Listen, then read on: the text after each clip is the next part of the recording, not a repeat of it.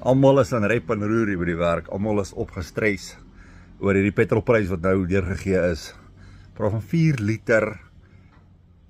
4 rand 'n liter wat opgaan met petrol en amper 8 rand 'n liter op diesel. En nou is almal opgeworried want die kos gaan opgaan, alles gaan opgaan. Maar hoe meer ons skop en skreeu, hoe minder gaan gebeur. Daai ding, dit gaan gebeur, whether you like it or not. Daar's absoluut niks wat jy daaraan kan doen nie. Is niks wat jy aan die government kan doen nie, is niks wat jy in die oorlog in Iran kan doen nie. Petrol gaan op, deal with that. Enigste manier wat jy kan doen is, jy kan vir jou 'n side hustle begin.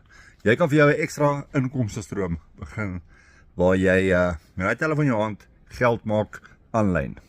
Dit is jou enigste oplossing. Ek doen dit al 11 maande, my naam is Adolf. Kies my nommer, 0817289537. Stuur my 'n WhatsApp.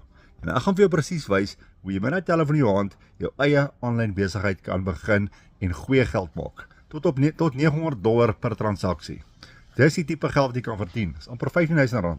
Dis wat ek verdien, soos ek sales maak op my website. So, hou op moun, stuur vir my 'n WhatsApp, ek stuur vir jou die info en ons kyk of hierdie vir jou is. Enigiemand kan dit doen en net dalk verander dit jou lewe soos dit myne verander het. Awesomeness.